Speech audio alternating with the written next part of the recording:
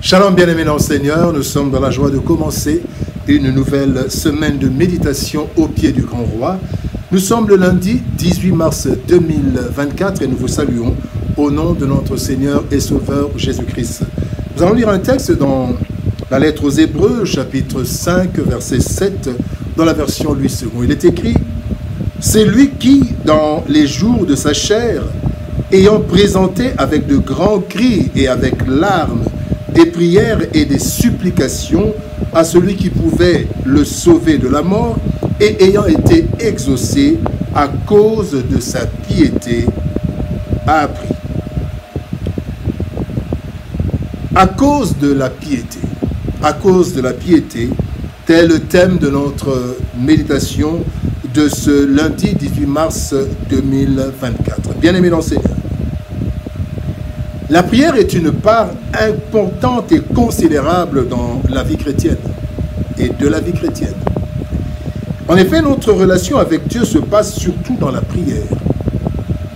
Dieu entend les prières qui sont élevées vers lui et il nous entend, il écoute, tel qu'il est écrit dans le psaume 65, verset 3, il est dit « Ô toi qui écoutes la prière, tous les hommes viendront à toi. » Le texte de ce jour nous révèle la force de la prière. Ce ne sont ni les cris, ni les pleurs, ni les sacrifices, qui du reste ne sont ni interdits, ni déconseillés, puisque découlant de la nature humaine. Ce ne sont pas toutes ces choses qui font la force de la prière. C'est plutôt la piété qui se trouve être la base et la force des prières exaucées. Tirons des leçons de notre texte. Première leçon, le chrétien et la prière. Matthieu 26, 41 nous dit « Veillez et priez afin que vous ne tombiez pas dans la tentation. L'esprit est bien disposé, mais la chair est faible. » Vivant dans ce monde et dans la chair, comme tout le monde, nous avons été appelés et mis à part pour Dieu. Nous ne sommes plus de ce monde. Nous avons une vie à vivre de façon à hériter le ciel, mais aussi à attirer plusieurs par notre témoignage. Grand défi, bien-aimés, que nous pourrons relever, que nous ne pourrons jamais relever par nos propres forces. C'est un grand défi. Vivre dans ce monde sans être de ce monde et attirer. C'est ainsi que nous devons recourir plutôt à la prière,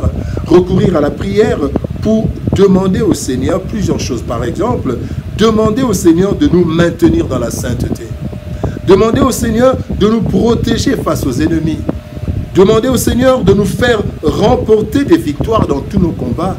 Demander au Seigneur de vaincre la tentation. Demander au Seigneur de nous renforcer, de nous soutenir pour réussir dans nos entreprises. Demander au Seigneur d'ouvrir des portes et des portes fermées, des portes même inespérées. Tout cela, nous pourrons les obtenir que dans la prière associée à tous nos efforts. Philippiens chapitre 4, verset 6 nous dit « Ne vous inquiétez de rien, mais en toute chose faites connaître vos besoins à Dieu par des prières, des supplications avec des actions de grâce. » Nous travaillons, nous combattons et nous prions. Deuxième leçon, cris et larmes. Le psaume 57, verset 3 nous dit « Je crie au Dieu très haut, au Dieu qui agit en ma faveur. » Les douleurs et la grandeur des défis, bien-aimés, nous font parfois pleurer. En tant que chrétiens, bien-aimés, notre endroit privilégié où pleurer, c'est au pied du Seigneur, dans la prière. Car seul le Seigneur connaît la profondeur des situations dans lesquelles nous nous retrouvons souvent. Ces cris, ces larmes expriment non seulement la douleur, mais aussi le désir de voir Dieu intervenir dans notre vie à tout prix. Plusieurs bien-aimés, plusieurs ont crié à l'Éternel et ils ont pleuré devant lui en quête de l'exaucement. Nous avons Israël dans le désert, ils ont crié jusqu'au point où Dieu dit « J'ai entendu les cris de mon peuple ».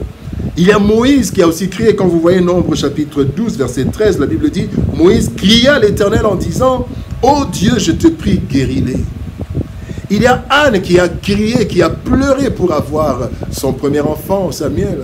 Il y a Joseph qui a pleuré, qui a crié en prison, qui a pleuré quand il était dans des difficultés. Bien aimé, les cris découlent d'un cœur qui désire ardemment ce qu'il n'a pas, mais aussi ce cœur qui est des choses qui sont indispensables. Nous ne les avons pas, mais ces choses sont indispensables et il n'y a que Dieu qui peut nous les donner. Et nous crions, nous pleurons devant le Seigneur. Les cris donc et les larmes font partie de la vie du chrétien.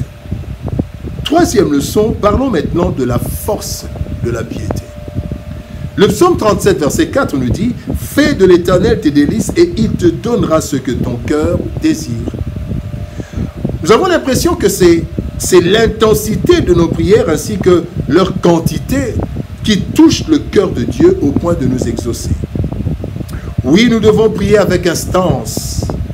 Comme Élie dans Jacques chapitre 5, verset 17, il dit « Élie a prié avec instance. » Cependant, il y a plus que notre prière dans l'exaucement. Et c'est ce que ce texte du jour nous montre.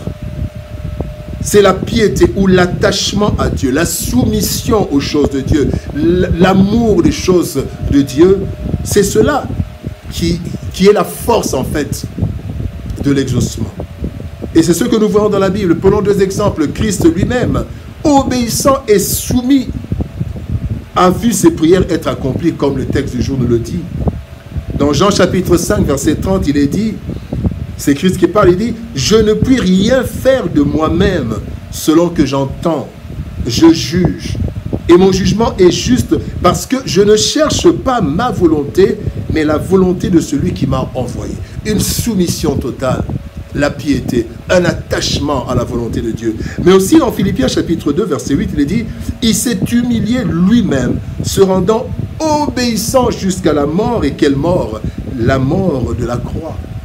Et Jésus-Christ avait une vie qui plaisait à Dieu. Fait de l'Éternel tes délices. Il plaisait à Dieu. Il se soumettait à Dieu, obéissant. Mais nous avons aussi l'exemple de l'église de Philadelphie. Dans Apocalypse chapitre 3, verset 8, la Bible dit, « Je connais tes œuvres. Voici parce que tu as peu de puissance. Peu de puissance et que tu as gardé ma parole et que tu n'as pas renié mon nom. J'ai mis devant toi une porte ouverte que personne ne peut fermer. » Pas de force, peut-être pas des prières intenses, mais l'église de Philadelphie avait gardé la parole et n'avait pas renié le nom de Dieu, la piété. Ces deux exemples, bien aimés, entre plusieurs autres, nous interpellent quant à la qualité de notre vie, qui a le plus grand impact sur la force de notre prière. Nous devons donc nous préoccuper de notre piété, car elle est la plus influente. Elle est plus influente que l'intensité de nos prières. La vie est dure, bien-aimés, et le chemin parsemé d'embûches. Dans le monde, et dans ce monde, nous ne pouvons tenir par la prière. Nous sommes dans le monde, mais nous ne sommes pas de ce monde. Mais nous ne pourrons jamais tenir sans la prière, car notre chair est faible, incapable de résister à toutes les pressions de ce monde. Les douleurs et les peines, les désirs ardents d'être exaucés nous poussent à crier à Dieu, avec parfois des supplications et des larmes. Dieu entend. Cependant, la force de la prière, le secret de l'exaucement ne se trouve pas d'abord dans l'intensité de nos prières, quoique nécessaire, mais plutôt dans notre piété. Notre vie parle à Dieu plus que nos prières. C'est à cause de la piété, comme le dit la parole de Dieu, le texte du jour, c'est à cause de la piété que Christ a été exaucé. C'est à cause de notre piété que nos cris et nos supplications seront exaucés. Prions. Éternel Père de gloire, nous te bénissons et te rendons grâce pour ton amour et ta bonté. Merci, Seigneur de gloire, pour ce que tu fais dans nos vies.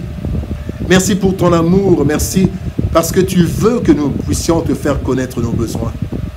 Mais au-delà de cela, tu veux que nous ayons un attachement à toi, cette vie de piété, afin que ton cœur soit touché.